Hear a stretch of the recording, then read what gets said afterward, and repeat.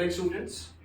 आज हम political science chapter 1 end of bipolarity के बारे में बात कर रहे हैं, जिसमें हम बात करेंगे सोवियत सिस्टम के बारे में। सोवियत सिस्टम आपको पता है 1917 में रशियन रेवोल्यूशन के बाद स्टार्ट हुआ था, जिसमें बहुत बड़ा हाथ था लेनिन का, और यहीं से स्टार्ट हुआ था यूएसएसआर यानी union of Soviet socialist republics. Right, USSR अपने आप में बहुत बड़ी पावर था और इसको हम सेकेंड वर्ल्ड भी कहते हैं। आपको पता है उस टाइम पे जब कोल्ड वॉर का एरा था, दुनिया तीन वर्ल्ड में डिवाइड थी। First world was the developed countries, second world was the communist countries and third world was the developing countries. तो भारत इसमें डेवलपिंग कंट्रीज में आता था, इसलिए भारत को तीसरी दुनिया का या थर्ड वर्ल्ड कंट्री कहा जाता था। सेकंड वर्ल्ड कंट्री जो है कम्युनिस्ट देशों को कहा जाता था, जिसमें रशिया सबसे आगे था। ठीक है, यहां यूएसएसआर का सिस्टम था और इनका एक तरीके से टसल चल रहा था, या हम जिसे कहें कोल्ड वॉर, जो फर्स्ट वर्ल्ड वॉर के बाद ही स्टार्ट हो गया था विद यूएसए। इनका स्टार्ट हो गया था विद यूएसए, जिसके हम बारे में बात कर रहे हैं। राइट, तो यूएसए के साथ में यहां कोल्ड वॉर में दोनों देश इंडल्ज थे। कोल्ड वॉर क्या होता है? कोल्ड वॉर एक ऐसी सिचुएशन होती है जिसमें हम फिजिकल वॉर एक दूसरे के साथ में नहीं करते हैं, फिजिकली हम एक दूसरे के साथ में इन्वॉल्व नहीं होते हैं, बट यहां टग ऑफ वॉर की तरह से यानी अंदरूनी हम एक दूसरे के खिलाफ तैयारी करते रह सकते हैं। ठीक है, इसको आप अपने घर में भी देख सकते हैं। जब मम्मी पापा के आपस में नहीं बनती है तो आप देख सकते हैं कि दोनों एक दूसरे से ना बात करते हुए भी आपके थ्रू ही बात करते हैं।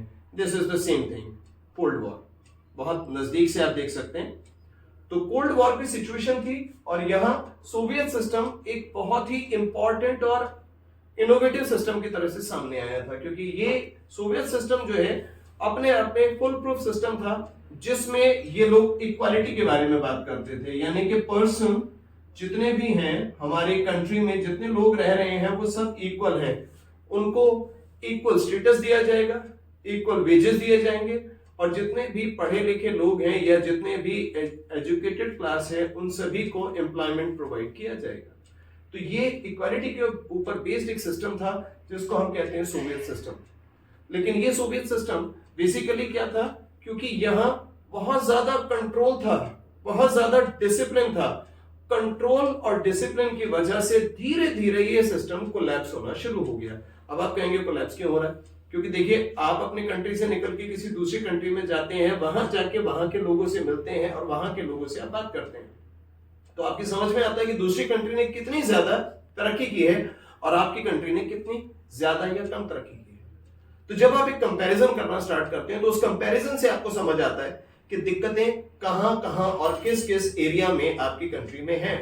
क्योंकि जब आप देखते हैं कि रशिया के अंदर लोग ब्लू जीन्स नहीं पहन सकते थे, रशिया के अंदर लोग फ्रीली बात नहीं कर सकते थे, वहां डेमोक्रेसी नहीं थी, बल्कि वहां यूएसएसआर के अंदर केवल एक ही पार्टी थी जिसका नाम था कम्युनिस्ट पार्टी। तो कम्युनिस्ट पार्टी ने वहां पे बहुत ही स्ट्रॉन्ग कंट्रोल रखा हुआ था, और स्ट्रॉन्ग कंट्रोल की वजह से वहां पे जितना भी सिस्टम था वो सब कुछ ब्यूरोक्रेट्स के हाथ में था। ठीक है, तो ये एक तरीके से ब्यूरोक्रेटिक कंट्रोल वाला सिस्टम साबित हुआ। और जब हम ब्यूरोक्रेटिक कंट्रोल के बारे में बात करते हैं तो यहां का जो ब्यूरोक्रेटिक कंट्रोल है वो बहुत ही स्ट्रॉन्ग हमें दिखाई देता है।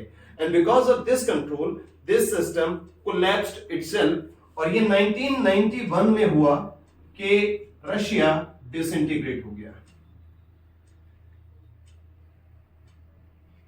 इसके साथ इसके जो 15 रिपब्लिक्स हैं वो भी अलग हो गए, यानी कि 15 प्लस रशिया। और जो आखिरी सेक्रेटरी जनरल थे जो 1885 में यहां पे आए थे, जिनका नाम था गॉर्बाचेव। राइट, 1991 में यहां नए लीडर आए जिनका नाम था बोरिस येल्त्सिन। ठीक है, और इसे हम दिसंबर रेवोल्यूशन भी कहते हैं, क्योंकि यहां रशिया डिसइंटीग्रेट हो गया, उसके सारे रिपब्लिक्स अलग हो गए। आज भी आप देखते हैं अलग अलग रिपब्लिक्स हैं, जिस तरीके से रशिया और यूक्रेन के बीच में लड़ाई चल रही है, तो यूक्रेन भी एक टाइम पे यूएसएसआर का पार्ट होता था, यानी union of Soviet socialist Republic. पूरा नाम कभी कभी आपसे पूछ भी लिया जाता है, क्योंकि आपको एक मार्क में यहाँ पे आंसर देना होगा, राइट। तो यहाँ बोरिस येल्त्सिन आए, और बोरिस येल्त्सिन ने, जो ये गोर्बाचेव थे, गोर्बाचेव ने 1885 में यहाँ पे कुछ अपने नए इंप्लीमेंटेशंस दिए थे, कुछ इन्होंने चीजें बताई थी कि किस तरीके से आप अपने कंट्री के अंदर जो एक कंट्रोल वाला, जो डिसिप्लिन वाला आपका जो रिजीम है, उसको आप एक ऑटोक्रेटिक रिजीम से एक डेमोक्रेटिक रिजीम में कैसे बदल सकते हैं। तो उन्होंने कुछ नई पॉलिसीज इंप्लीमेंट की थी। अब इन पॉलिसीज का नतीजा ये हुआ कि जो इनके पुराने बुजुर्ग जो वोटर्स थे वो इनके खिलाफ हो गए, क्योंकि उनको लगा कि बहुत ज्यादा तेजी के साथ में चेंजेस आ रहे हैं, ठीक है।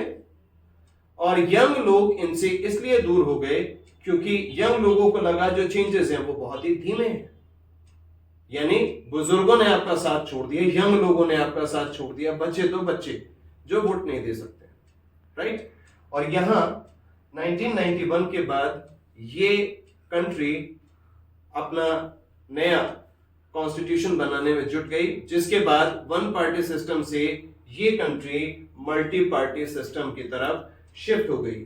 और ये बहुत ही एक बड़ा ट्रांसफॉर्मेशन था, क्योंकि कम्युनिस्ट रिजीम का सबसे बड़ा सेंटर जो था वो रशिया था, और इस कम्युनिस्ट रिजीम की वजह से पूरी दुनिया में जो सेकेंड वर्ल्ड था उसको ये सबसे आगे रखता था, ठीक है।